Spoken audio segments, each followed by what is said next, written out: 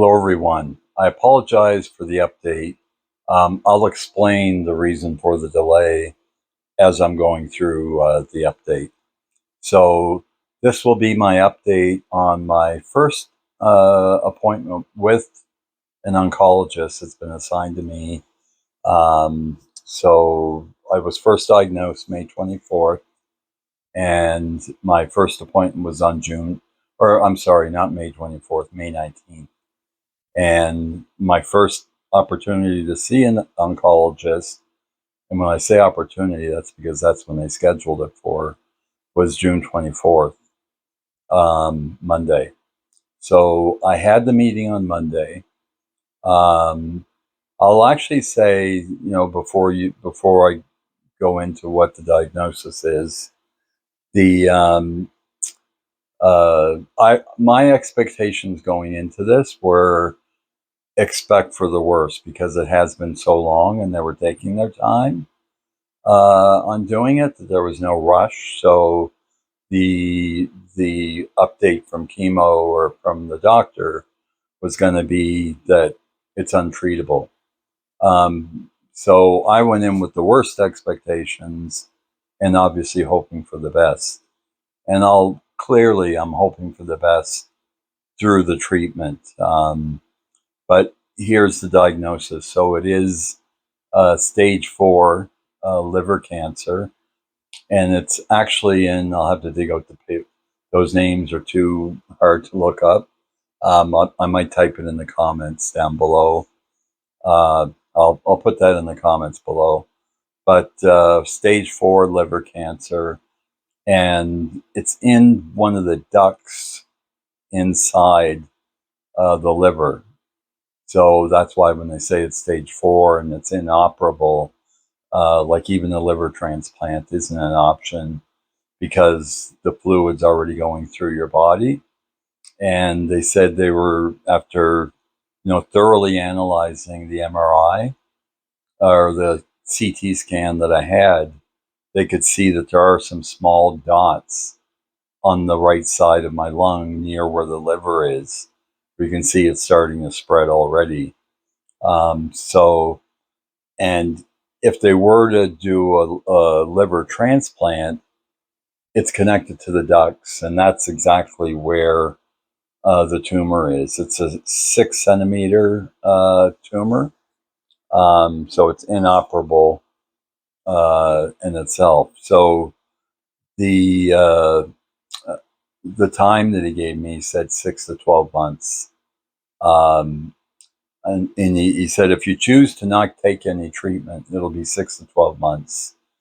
If you choose to, but as soon as he said that, I said, I can choose to have treatment, right? So he came back and said, he's of course right away if you want treatment. He said, so the treatment would be give you an additional 6 to 12 months. So that pretty much doubles what I was originally given. And I've heard from a lot of people, family members, that say they know of people that have been diagnosed with cancer before, and this is not just family members, other people that were told they had 6 months and were still around. It's like 2 or 3 years later, 5 years later. So my hope going in now is that the chemo is going to make me feel. I know I'm going to be sick during the chemo or at some point, and it's going to kind of beat me up a bit. But the hope is that that works and it does shrink the mass, and I'm able to get some comfort. So to me, that's good news. And the second part of the good news, which made me really happy, was that they said they would start me on chemo, get the first treatment in this Friday, which would be a day from tomorrow, day after tomorrow. So to me, that was really good news. And then even better, yesterday I got a call from the chemo center, and they were able to move me up to Thursday.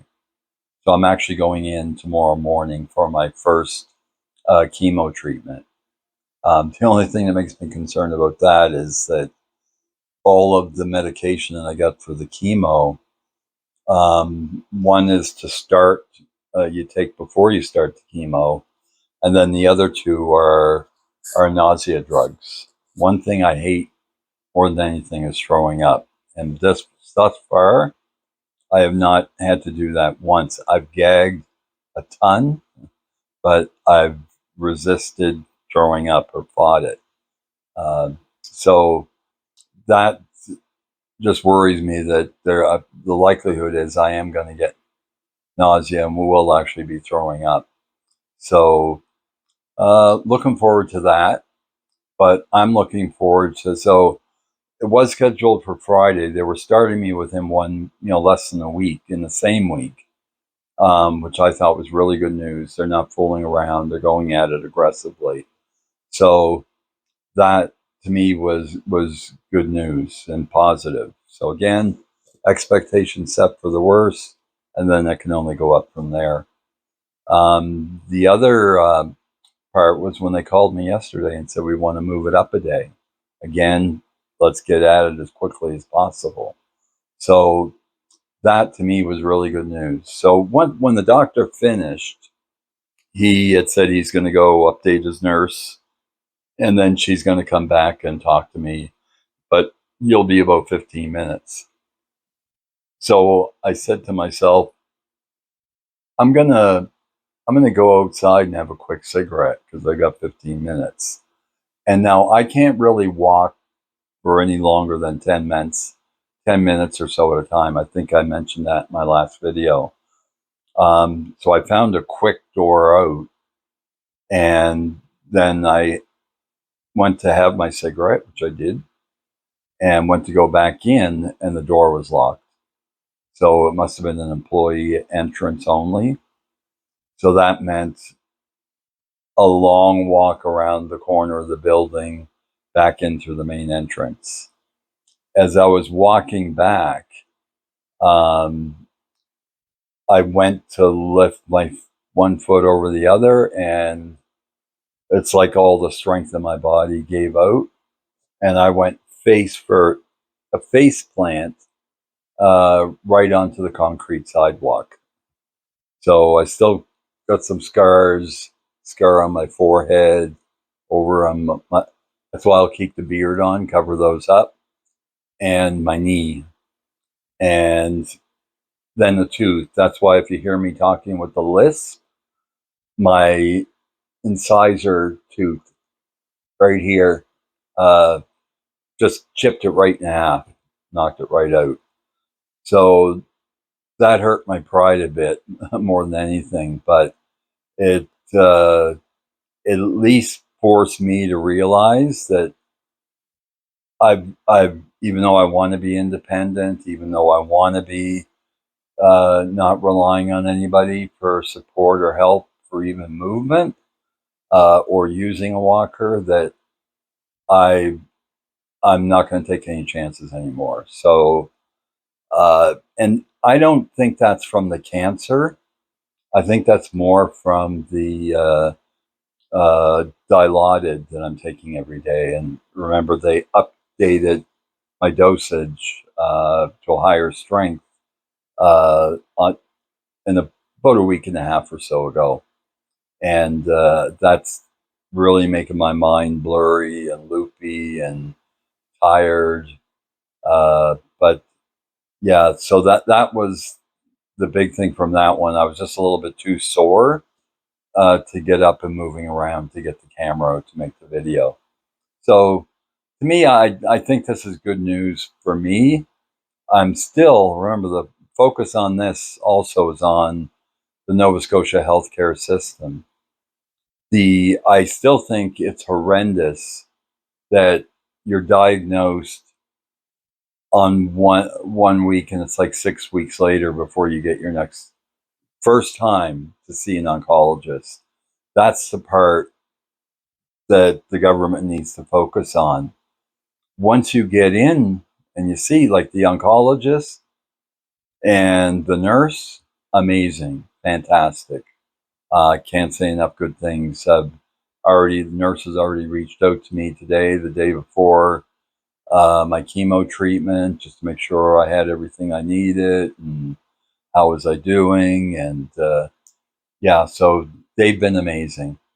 Um, as you guys have been amazing, like your support and the comments have really given me some strength. So I really appreciate that. Um, I apologize if I'm not. There might have been, I haven't actually been on YouTube since Sunday, checking for comments. So Monday, yesterday, today will be the first time I've been back on since the weekend. So I'll be sure to be opening up YouTube. Obviously, I've got to upload this video, but I'll make a point of checking them once a day at least. And I'll give you an update on the weekend on how the chemo therapy went and what that was all about and how I feel during the chemo, after the chemo. I won't obviously go into a lot of details on, well, they stick the tube in there and do all that, but just what the impact of it was on me. So I apologize if this video isn't as organized or I don't sound as organized as I usually am. That's a dilaudid. I'm basically when it's gonna run out, I know. I look at my watch and I go, "Yep, 10 minutes to go." So I'm constantly on that psychotic or opioid, not psychotic, opioid, and that's making my brain a little bit foggy. So again, thank you everybody for your support. We'll get into more details at some point in time. I'm going to do a summary, and I plan on doing a presentation all on these are all the things. So the delay in the reply, what was the impact on all of that? So I'll be sure to give an honest review based on my experiences going through this with the Nova Scotia healthcare system. And all I'll share with you now is that I'm really ticked off, and I'm choosing my words because we're on YouTube, but really ticked off at this. And I'll also share in this presentation what my recommendations would be, even if you don't have the staff to cover it. I have a lot of experience leading uh, large teams across multiple provinces and countries. I've dealt with short staffage. I've dealt with overstaffage and short staff. It's it's about anyway. We'll get into that when we do the final presentation. But thanks again, everybody. I really appreciate it. Jamie, signing off.